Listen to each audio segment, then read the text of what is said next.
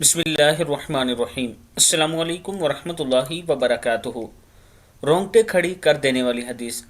رسول اللہ صلی اللہ علیہ وآلہ وسلم نے فرمایا، حضرت ثوبان رضی اللہ تعالیٰ عنہ فرماتے ہیں کہ رسول اللہ صلی اللہ علیہ وآلہ وسلم نے ارشاد فرمایا، میں اپنی امت میں سے یقینی طور پر ایسے لوگوں کو جانتا ہوں جو قیامت والے دن اس حال میں آئیں گے کہ ان کے ساتھ پہاڑ کے برابر نیکیاں ہوں گی، تو اللہ عز و جل ان نیکیوں کو ہوا میں منتشر ہو جانے والا غبار بنا کر غارت کر دے گا۔